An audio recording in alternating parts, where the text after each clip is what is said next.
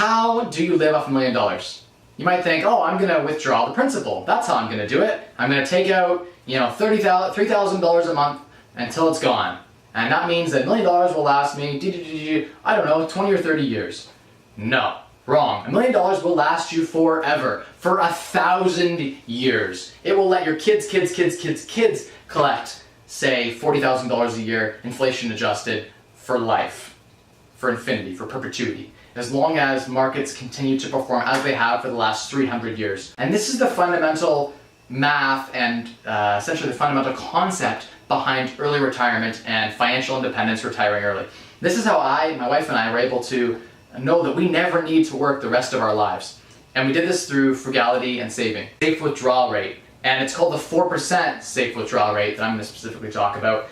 The safe withdrawal rate is essentially the idea that there's a percentage you can withdraw from a portfolio invested in roughly 90% equities and 10% bonds, or 100% equities, or 75-25. There are a few splits that all work. Essentially the idea is that you can withdraw 4% per year out from the portfolio balance for infinity and never deplete the principal.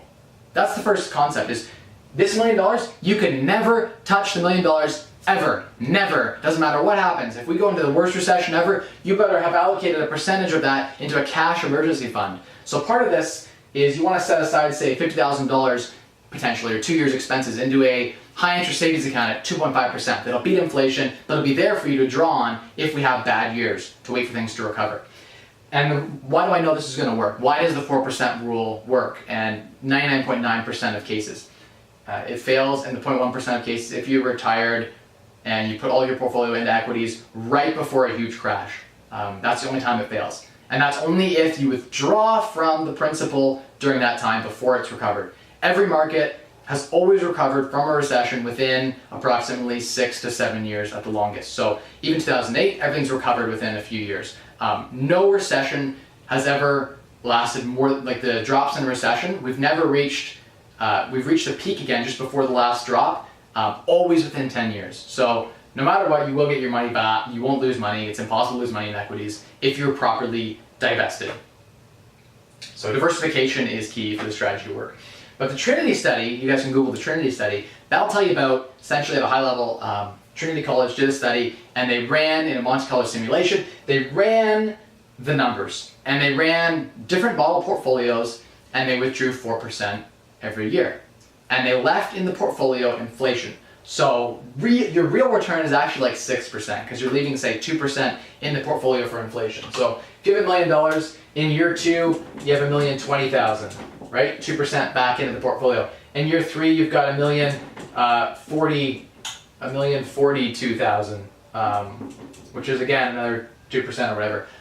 So $1,020,000, $1,040,000, and each year your 4% you withdraw grows as well. So your income you're withdrawing from your portfolio is growing because you're leaving inflation in the portfolio. So the portfolio is growing at inflation, so your buying power stays the same. Your income each year, in year 1 it'd be $40,000, in year 2 it'd be slightly higher. It'd be like, I don't know, $41,000 or something. The idea being that you can withdraw from a portfolio for infinity. And so that got me thinking, when I was like 17, I'm like, there's this thing called the Cash for Life lottery, and here in Ontario, Canada. And I'm like, that'd be so sweet, $1,000 a week, cash for life. And in the lottery, actually, it's only 25 years. I believe that they give you the cash for life. But I was thinking it'd be nice to actually have that for real, for life. And so I devised a strategy when I was 17, I did a lot of research, read about the 4% withdrawal rate, read about the Trinity studies, figured out that there was a certain number that I needed. Everyone asks, what's your number? And the number for me was based on my spending, right? So it's 25 times your annual spending. And I figured I could live a really good life by house hacking on a boat in a duplex living scenario. And I go on a trip every quarter. I could go to Costa Rica in January. In April, I could go, to Europe. And then in the fall, I could take a road trip around Canada. And then in, the winter, December, I could do another trip somewhere else, pick a place. And I could live a relatively good lifestyle on less than, I figured I could do it in about $500 a week because I was relatively frugal. So at the time, I set out to get $500,000 in capital. And I figured I could save that if I made $50,000 a year and I invested that in equities and they performed exactly as they had historically. So the S&P 500, the TSX, different indexes, and I use ETFs to do that to keep my fees low, that I could save $500,000 by the time I was 28 years old. So when I was 17, I went to university, and I figured if I get through school debt-free, save a little money, house hack along the way, by 21 I'd start my first job, and it would take me about 7 years to reach the point of financial independence. So I figured, wow, anyone can retire. Why are people still working in the 30s, 40s, 50s, 60s, 70s, 80s? It's because they don't apply the math. They don't sit down and create a plan. And those who fail to plan to fail, right?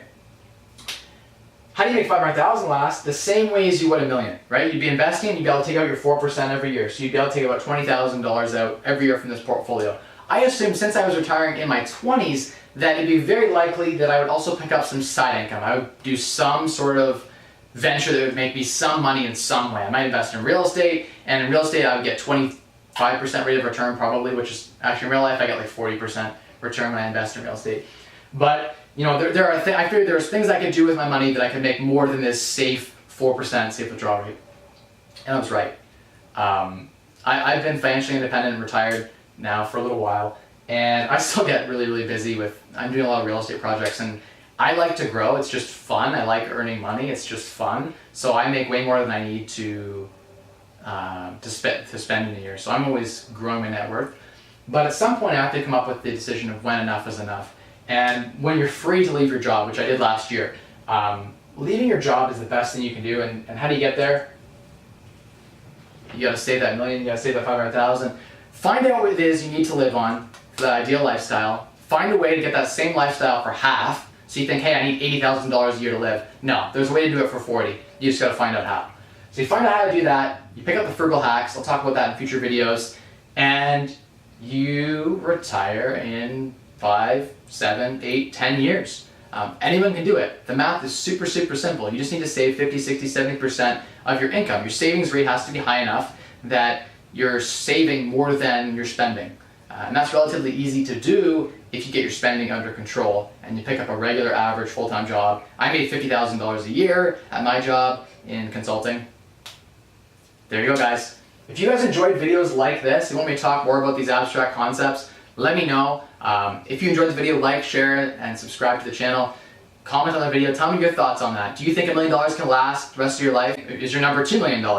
Maybe it's $3 million. If it's $3 million, I think you're living a pretty lavish lifestyle, and it's going to take you several years to reach your goal of retiring early. I would say that your free time, your freedom is more valuable than those luxuries. And for me it was. I prefer to have my freedom than to have stuff and junk. So I would drop my budget down and retire 10 years earlier and have 10 years to enjoy my life than have extra nice Ferrari in the driveway. I'd rather just rent a Ferrari for a week, experience that, and then when the happiness level returns to baseline, send it back to the dealer. Same joy, a couple $100 instead of something, 100,000 or 200,000. Anyway, so that was another video. If you guys enjoyed that, let me know.